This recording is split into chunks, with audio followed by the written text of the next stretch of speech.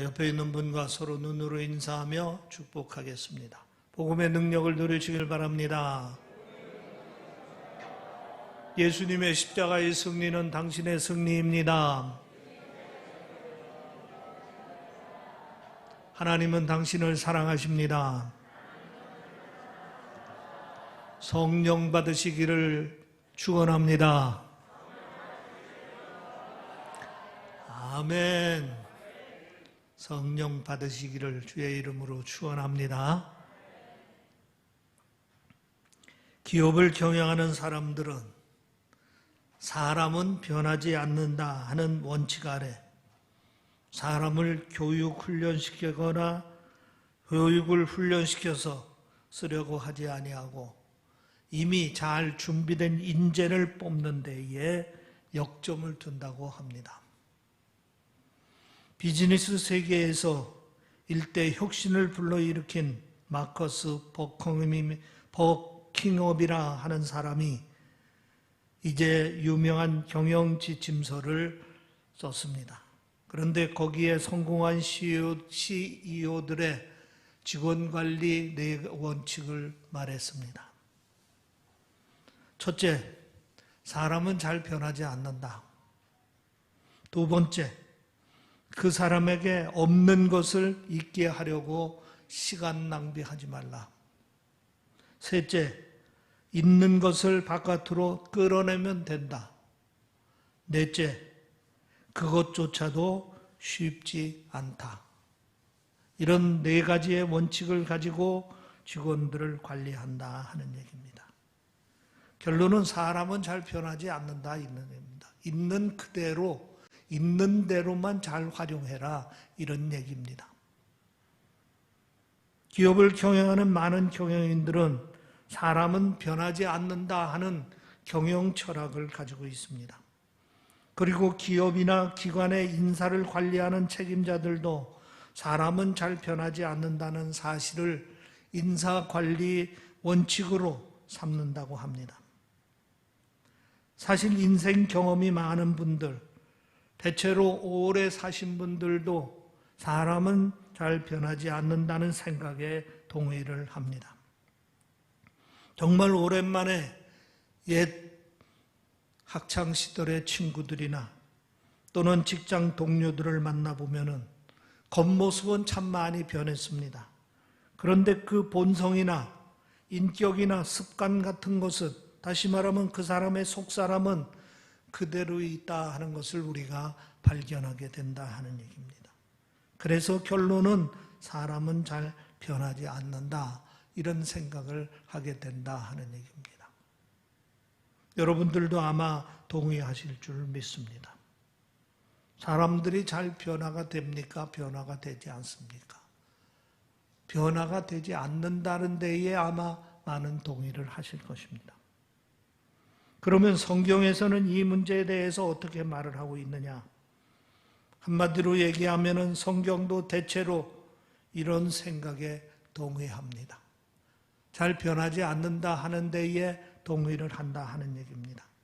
좀 더 정확히 말하면 사람은 스스로 변하지 못한다 이렇게 얘기하고 있습니다. 스스로는 사람은 절대로 변하지 않는다 이런 얘기입니다. 하나님을 대적하려 하던 사람들은 계속해서 하나님을 대적하고 죄인으로 사는 사람들은 계속해서 죄인의 길을 걸어가고 악한 사람들은 계속해서 악인으로 살아간다 하는 얘기입니다. 그러나 성경은 한 가지 예외적인 일이 있다고 말합니다. 그 예외적인 일이라는 것은 뭐냐면은 사람이 변할 수 있는 경우가 있는데 어떤 경우에 사람이 변하느냐? 성령이 임할 때 사람이 변한다 이런 얘기입니다. 이 사실을 여러분도 믿으시기를 바랍니다. 스스로는 사람이 변화되기가 힘듭니다. 잘 변하지 않습니다. 그런데 성령이 임하면은 그 사람이 변한다 이런 얘기입니다. 오늘 본문에 보면 이렇게 말씀하고 있습니다. 주의 성령이 내게 임하셨으니 이는 가난한 자에게 복음을 전하게 하려고 하시고 내게 기름을 부으시고 나를 보내사 포로된 자에게 자유를, 눈먼 자에게 다시 보게 함을 전파하며 눌린 자를 자유롭게 하고 주의 은혜의 해를 전파하게 하려 하심이라. 이 말씀은 예수님께서 이사야서 61장 1절 말씀 이하의 말씀이 예수님께 그대로 이루어졌다는 것을 설명하는 말씀입니다. 예수님께서 세례 요한에게 세례를 받을 때에 성령이 비둘기같이 임했다 그랬습니다. 이 성령이 예수님께 임하고 난 다음에 예수님의 생애가 완전히 달라졌습니다. 그 이전 30년 동안은 자신을 위한 삶, 사생활 중심의 삶을 사셨습니다. 그런데 성령이 임한 뒤에는 하나님을 위한 삶, 공생애를 위한 삶을 사신 것을 우리는 성경을 통해서 증거를 받고 있습니다. 여기서 중요한 것은 성령이 임하신 사건입니다. 성령이 예수님께 임하셔서 예수님 안에 놀라운 변화가 일어난 것입니다. 이런 변화는 예수님부터 시작을 해가지고 제자들에게 이어집니다. 오순절 마가 다락방에서 성령 강림을 체험한 제자들이 놀라운 변화를 체험합니다.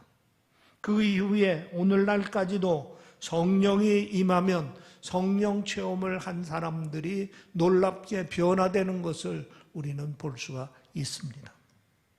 이미 여러분들도 이런 경험을 하셨을 것입니다. 성령 체험을 하고 그리고 내 삶이 변화된 그런 경험을 여러분들이 하셨을 것입니다. 성령이 임하면 사람이 변화가 되는 줄 믿으시기를 바랍니다. 그러면 성령이 변하면은 사람이 어떻게 변하느냐? 그 변화의 모습을 오늘 본문 말씀을 통해서 자세히 살펴보겠습니다. 그 첫 번째는 뭐냐? 한번 따라서 하십니다. 자신을 보는 눈이 변화된다. 내가 나를 보는 눈이 변화가 된다. 이런 얘기입니다. 오늘 본문에 보면은 내게 기름을 부으시고 라는 말씀이 있습니다. 내게 기름을 부으시고 성령이 임하신 뒤 기름 부음을 받았다는 말씀을 하고 있습니다. 그러면은 기름 부음이라는 것은 어떤 의미가 있는 것입니까? 시편 89편 20절에 보면은 내가 내 종 다윗을 찾아내어 나의 거룩한 기름을 그에게 부었도다 하고 말씀하고 있습니다. 하나님께서 다윗을 거룩한 하나님의 일을 할 하나님의 종으로 선택하신 뒤 그에게 기름을 부어 성별케 하셨다 하는 뜻입니다. 원래는 땅에 속한 사람이었던 다윗을 하나님께 속한 사람으로 성별하기 위하여 기름을 부으셨다 이런 얘기입니다. 그러니까 기름 부음이라는 것은 거룩하게 구별하는 사건을 말합니다. 이 말을 여러분들이 잘 이해하시기를 바랍니다. 기름 부음이라는 것은 거룩하게 구별하는 사건을 말한다 하는 얘기입니다. 세상에 사는 땅에 속한 사람을 하나님께 속한 사람으로 하나님의 거룩한 일을 할 사람으로 구별하는 사건을 말하는 것입니다. 다시 말씀드립니다. 기름 부음이라는 것은 거룩하게 구별하는 것입니다. 세상에 속한 사람을 하나님께 속한 사람으로 구별하는 겁니다. 하나님의 거룩한 일을 할 사람으로 구별하는 것입니다. 오늘 본문은 성령이 임하신 사건을 기름 부음의 사건이라고 말씀하고 있습니다. 구약시대에는 아직 성령이 강림하기 전이기 때문에 하나님께서 택한 사람을 권위 있는 제사장들이나 선지자들을 통해서 머리에 기름을 부어서 성별하셨습니다. 그러나 신약시대는 다릅니다. 직접 머리에 기름을 붓는 것이 아니라 성령이 그 사람에게 임하여 기름 부음이 이루어졌습니다. 신학에서는 이것을 성령의 기름 부음이라 이렇게 부르고 있습니다. 그러면 성령의 기름 부음은 우리에게 어떤 변화를 일으키느냐? 다윗의 예를 들어서 살펴보겠습니다. 사무엘상 16장에 보면은 하나님께서 사무엘을 통해 다윗에게 기름 붓는 이야기가 나옵니다. 다윗은 베들레헴의 이세라는 목자의 8번째 막내 아들로 태어났습니다. 하나님께서 평범한 목자의 가정에서 누구도 주목받지 않던 막내 아들 다윗을 유대 왕으로 세우기 위하여 택하셨습니다. 그리고 그 징표로 사무엘을 보내셔서 다윗에게 기름을 부으신 것입니다. 다윗의 마음이 어땠겠습니까? 사무엘하 7장 18절 말씀에 보면 다윗은 하나님께 이렇게 고백합니다. 주 여호와여, 나는 누구오며 내 집이 무엇이기에 나를 여기까지 이르게 하셨나이까? 주 여호와여, 나는 누구오며 내 집은 무엇이기에 나를 여기까지 이르게 하셨나이까? 보잘것없는 자기를 선택하시고 왕으로 세워주신 하나님께 감사하고 찬양을 드리는 것입니다. 성령 기름 부음을 받은 사람들도 마찬가지입니다. 성령의 임하심을 체험한 뒤에는 다윗처럼 고백하게 됩니다. 내가 누구기에 내게 이런 은혜를 베푸시나이까? 여러분들도 아마 이런 고백을 한 적이 있을 겁니다. 내가 누구기에 내게 이런 은혜를 베푸시나이까? 사실 우리는 내 자신을 볼 때 아무것도 아닌 보잘것없는 존재였습니다. 때론 내가 나라는 것이 부끄러울 때도 있었고 내 스스로 내가 싫을 때도 있었습니다. 어느 땐 내가 아닌 다른 나였으면 좋겠다 이렇게 생각할 때도 있었습니다. 그러나 성령이 임하고 난 다음에는 달라집니다. 하나님께서 나를 선택하셨다. 하나님께서 나를 특별한 사람으로 세워주셨다. 이런 생각을 하게 되는 것입니다. 내가 하나님 눈에는 결코 보잘것없는 존재가 아니라 오히려 귀한 존재라는 사실을 깨닫게 됩니다. 내가 아무것도 아닌 존재가 아닙니다. 그래서 성령이 임하고 나면 다른 관점에서 나를 보게 됩니다. 내가 하나님의 소중한 존재요, 하나님께서 택한 특별한 사람이라고 생각하게 됩니다. 여러분 동의하십니까?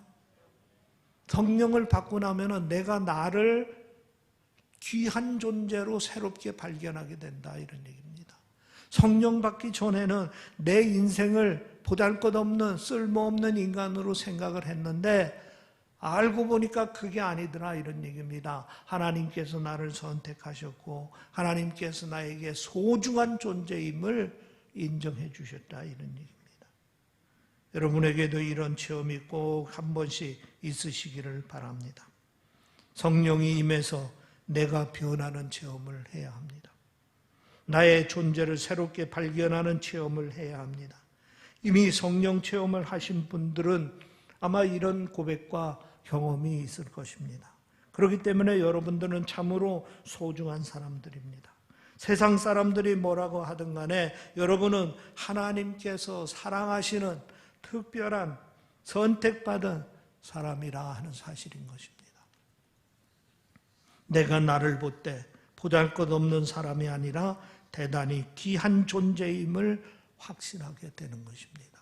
할렐루야. 그 다음에 두 번째로는 남을 보는 눈이 변화가 됩니다. 내가 나를 보는 눈도 변화가 당하지만은 성령이 임하고 나면은 내가 남을 보는 눈이 변화가 됩니다. 오늘 본문에 보면 여러 종류의 사람들이 나옵니다. 가난한 자, 포로된 자, 눈먼 자, 그리고 눌린 자들이 있습니다. 이들의 공통점은 뭡니까?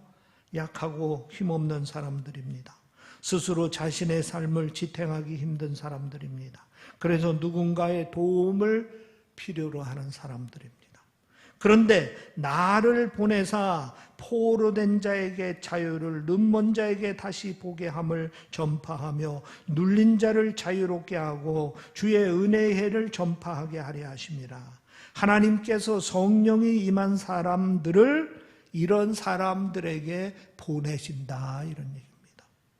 그리고 그들 곁에 가서 하나님의 구원의 소식을 전하게 한다 하는 얘기입니다.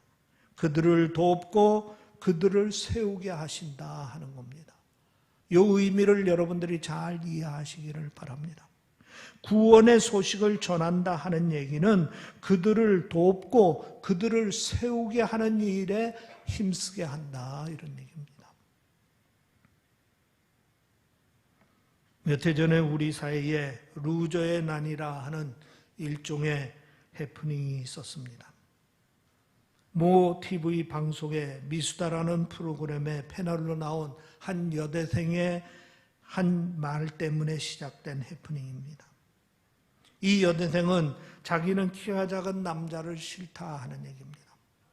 외모를 중요하게 생각하는 오늘 시대는 키는 경쟁력이라고 생각한다 이런 얘기입니다. 여기까지는 그런대로 나름대로 자기 주장을 하는 말로 받아들일 수가 있었습니다. 그런데 그 다음에 한 말이 문제가 됐습니다. 자기는 키가 180이 되지 않는 남자는 루저라고 생각한다 이런 얘기입니다. 여기서 루저라는 얘기는 패배자, 영어의 뉘앙스로는 찌질이 또는 이제 인간 쓰레기 이런 말로 경멸의 의미를 가지고 있는 말입니다.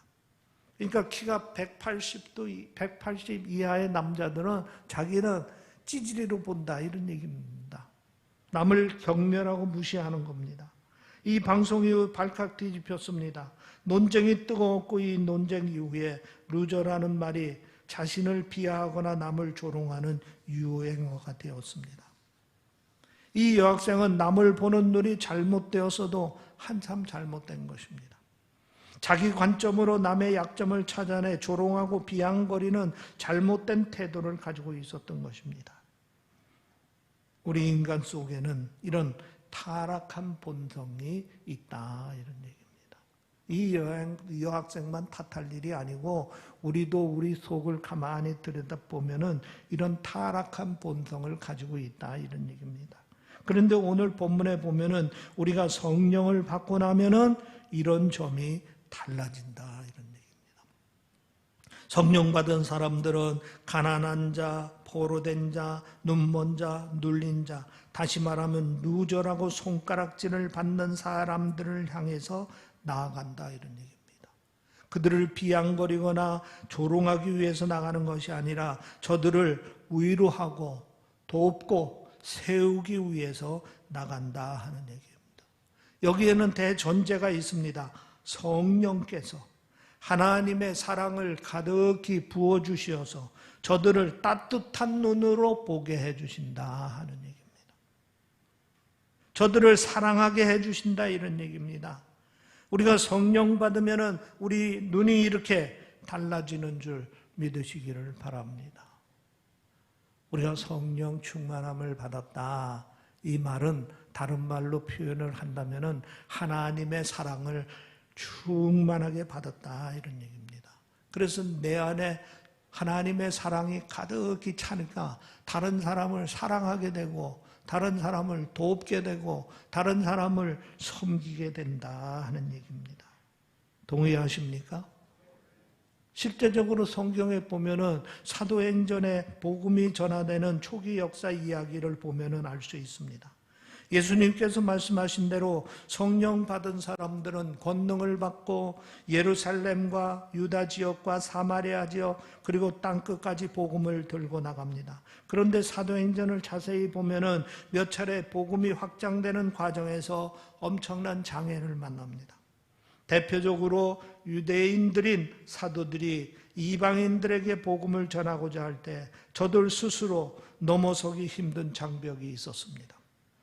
유대인들은 이방인들을 차가운 시선으로 바라봤기 때문입니다. 이방인들은 하나님께서 버려진 사람들이요 심지어 천국 땔감일 뿐이라 이렇게 생각해 왔기 때문입니다. 그런데 하나님께서 저들의 시선을 바꿔주셨습니다. 눈을 바꿔주셨어요. 성령이 강권적으로 역사하셔서 유대인인 제자들이 이방인들을 형제로 바라볼 수 있도록 그리고 형제로 받아들일 수 있도록 그들의 시선과 마음을 바꿔주셨다 하는 얘기입니다. 이전까지는 유대인인 제자들도 이방인들이라면 그저 무시했습니다. 하나님으로부터 버림받은 존재들이라고만 생각했습니다. 그런데 성령을 받고 나니까 그들에게 복음을 전하는데 형제로서 대하면서 복음을 전하더라, 이런 얘기입니다. 그 대표적인 예가 베드로가 고넬료라는 로마인을 형제로 받아들입니다. 이건 아주 획기적인 일입니다. 그 당시에 있을 수 없는 상황인 것입니다. 로마인을 형제로 받아들인다. 이거는 그 당시에는 대단한 변화인 것입니다. 왜 가능했습니까? 성령을 받았기 때문에 가능한 겁니다.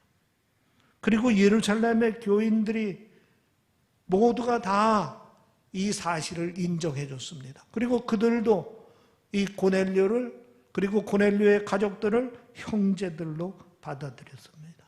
그래서 복음이 땅끝까지 전해지는 역사가 시작이 되었다 하는 얘기입니다. 여러분, 우리가 성령을 받으면은 이렇게 우리의 시선이 바뀌게 됩니다. 우리의 마음이 바뀌게 됩니다.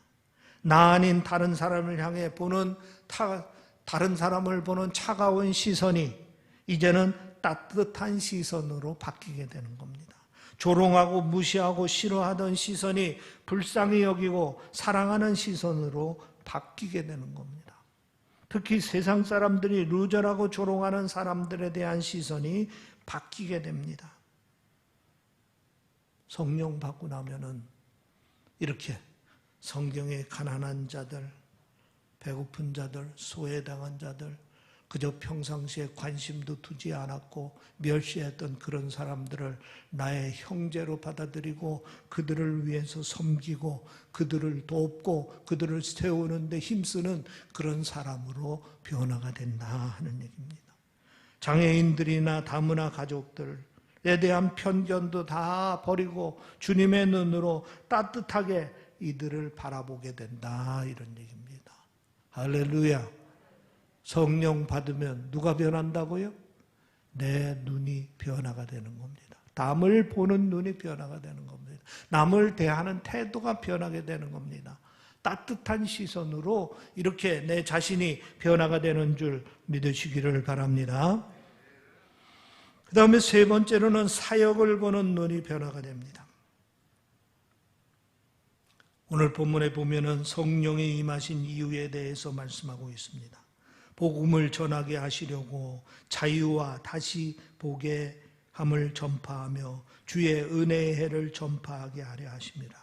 한마디로 주님께서 맡기신 사역을 감당하도록 하기 위해서라 하는 말씀인 것입니다.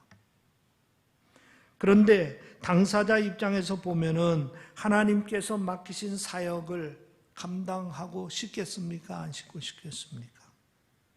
하나님께서 맡기신 사역을 감당하려면 시간도 내야 되고 수고도 해야 되고 희생을 해야 되는 것입니다. 더군다나 하나님께서 맡기신 사역을 감당하려 할 때 박해가 있습니다. 이런 사역을 하려면은 절대적인 희생이 따르는 일입니다. 그렇기 때문에 피하고 싶고 도망치고 싶은 것이 사실입니다.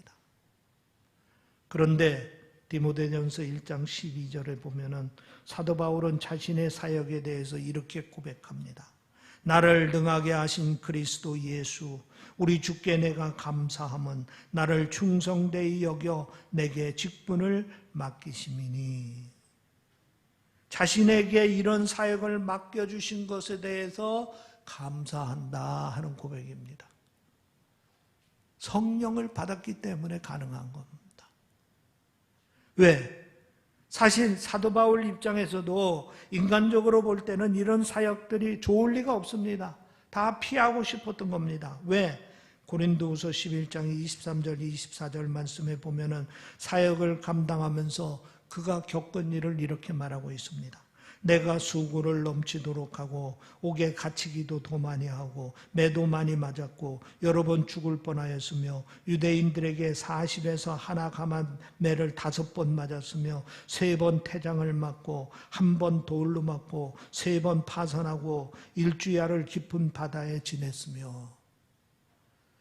각종 박해와 핍박 가운데 이런 어려운 일들이 있었다, 이런 얘기입니다. 그러니까 인간적으로는 솔직히 얘기해서 주님 사역을 감당하는 일을 피하고 싶은 겁니다. 도망가고 싶은 겁니다.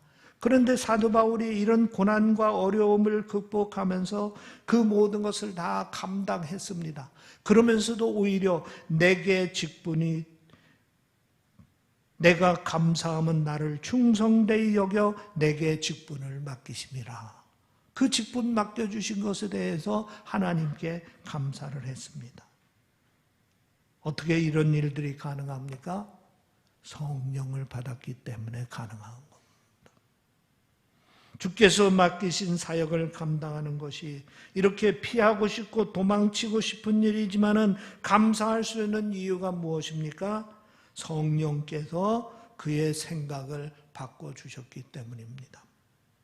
사역이 너무 귀한 일임을 깨닫게 해주셨고 자기 생명을 다 바쳐서 감당할 이상의 가치가 있는 일로 인도해 주셨기 때문입니다. 그러기에 수많은 어려움 속에서도 박해 속에서도 주의 사역을 감당할 수 있었던 것입니다. 19세기 중국의 선교사로 가서 헌신한 사람 가운데 앤 월터 펀이라 하는 사람이 있습니다. 이분은 의과대학을 나온 뒤에 결혼을 하지 않은 미혼 여성으로 중국 선교길에 올랐습니다. 당시 중국이 선교가 위험하고 외국과 연락조차 쉽지 않은 상황이었습니다. 그래서 중국의 선교사로 간다는 것은 다시는 가족을 안 보겠다는 각오로 가야 하는 그런 환경입니다. 그래서 그의 엄마는 그를 위하여 눈물로 기도했습니다. 안전하게 생활할 수 있도록 보호해달라고 기도드렸습니다. 그런데 얼마 후 앤에게서 전보가 왔습니다. 그런데 전보 내용이 이곳 생활이 즐겁다 하는 것입니다. 어떻게 이런 전보를 보낼 수 있습니까? 성령께서 강권해서 주님이 맡겨주신 사역이 자신에게 너무도 소중하다는 사실을 깨닫게 해 주었기 때문입니다. 비록 힘들고 위험한 일이지만은 성령께서 능력을 주셔서 잘 감당할 수 있게 해 주셨기 때문입니다. 그래서 피하고 싶은 일, 도망치고 싶은 일이지만은 그 일을 감당하며 즐겁다고 말할 수가 있는 것입니다. 공감하십니까? 여러분, 성령은 우리에게 사명을 깨닫게 해 주십니다. 그리고 그 사명이 너무나 소중하다는 사실을 깨닫게 해 주십니다. 나아가 그 사명을 감당할 수 있도록 능력도 주십니다. 인간적으로 피하고 싶고 도망치고 싶은 일이지만은 그 일을 기쁘고 즐겁게 할 수 있도록 인도해 주신다 하는 얘기입니다. 오늘은 성령 강림 주일입니다. 성령이 임하셔서 사람을 변화시키기 시작한 날을 기념하는 날입니다. 오늘도 성령은 우리를 변화시켜 주십니다. 성령이 임할 때에 세 가지의 변화가 있다고 말씀을 드렸습니다. 제일 첫 번째는 뭡니까? 우리 자신을 귀하게 여길 수 있게 변화가 됩니다. 두 번째는 우리가 만나는 사람을 귀하게 대할 수 있도록 변화가 됩니다. 세 번째, 하나님께서 맡겨주신 일을 소중히 여길 수 있도록 변화가 됩니다. 여러분, 성령 충만해서 더 많은 변화를 일으키는 여러분이 되시기를 주님의 이름으로 축원합니다. 기도하겠습니다. 아멘. 할렐루야. 아버지 하나님, 성령 강림을 허락하여 주시옵소서. 성령을 통하여 변화되게 하시고 감당하지 못할 일도 감당하고 하나님께 감사하며 영광 돌리는 삶이 될 수 있도록 인도하여 주시옵소서. 특별히 주의 성도들을 축복하여 주시어서 성령 충만케 하여 주시고 주님 사랑을 가득히 부어주시고 항상 기뻐하며 감사하며 하나님 사명을 감당하며 하나님께 영광 돌리는 삶을 살 수 있도록 인도하여 주시옵소서. 자신을 볼 때에 자신의 인생이 귀한 인생임을 깨닫고 하나님께 감사하고 남들을 바라볼 때에 저들을 섬길 수 있는 겸손한 자가 될 수 있도록 인도하여 주시고, 하나님께서 맡겨주신 귀한 사역이 귀한 것임을 깨닫고 즐거워하며 기뻐하며 감당할 수 있도록 인도하여 주시옵소서. 감사하며 우리 주 예수 그리스도의 이름으로 기도하옵나이다. 아멘.